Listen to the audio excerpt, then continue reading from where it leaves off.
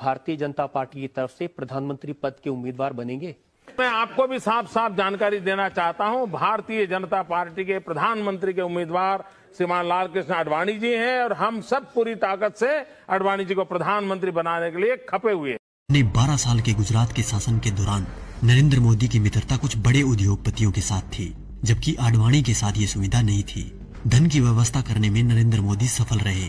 अब उसके बाद घटनाक्रम धीरे धीरे बदलने लग गया।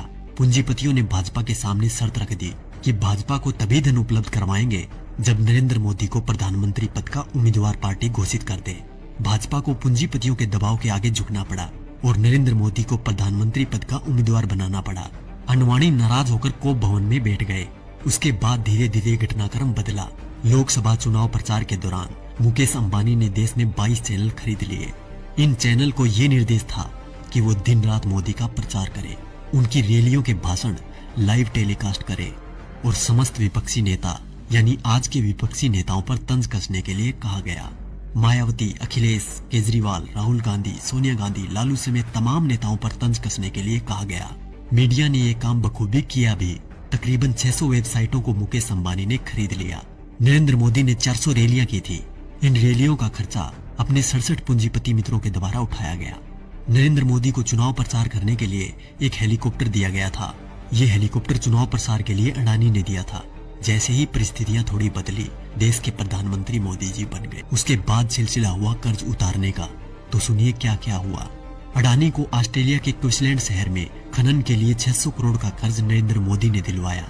उनके पिछले 67,000 करोड़ के लोन को माफ कर दिया गया। मुकेश अंबानी को फ्री में 4G स्पेक्ट्रम दिए गए। इसके अलावा मुकेश अंबानी की कंपनी पर पिछली सरकार द्वारा लगाया गया जुर्माना माफ कर दिया गया। उनके भी कुछ कर्जों का राइट ऑफ कर दिया गया। दैनिक जागरण अखबार ने लोकसभा प्रचार के दौरान नरेंद्र मोदी का बखूबी साथ दिया था, इसलिए इस अखबार के मालिक को मोदी जी ने राज्यसभा में सांसद बना दिया।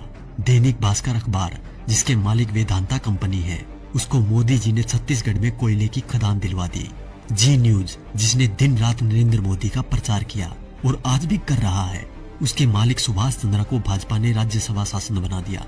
और अब बात करें किसान और गरीब लोगों की, तो शायद उनके बारे में मुझे बोलने की जरूरत ही नहीं, क्योंकि सभी नेता कोई भी पार्टी का हो एक ही बात बोलता है, कर्ज माफ, लोगों को नौकरी और लड़कियों को सम्मान। तो क्या हुआ भाई साहब, कर्ज तो आप सभी का माफ हो ही गया होगा और नौकरी भी लग गई होगी, आराम से घर बैठकर खाने की।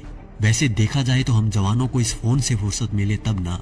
4G की लहर ऐसी आई है, हमारी आवाज तभी निकलती है जब टिकटॉक और PUBG बैन हो जाए।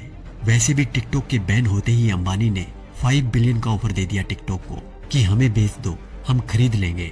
और रही बात PUBG मोबाइल गेम की, तो PUBG बैन होते ही खबर आई कि हम 4G गेम मैदान में उतार रहे हैं। अच्छी बात है, मेक इन इंडिया होना भी चाहिए, पर शायद अब इस गेम से युवा गलत दिशा में नहीं जाएंगे, क्योंकि इसको गंगा के जल से धोकर लॉन्च किया जाएगा। तो देखा दोस्तों, ये थी खबर।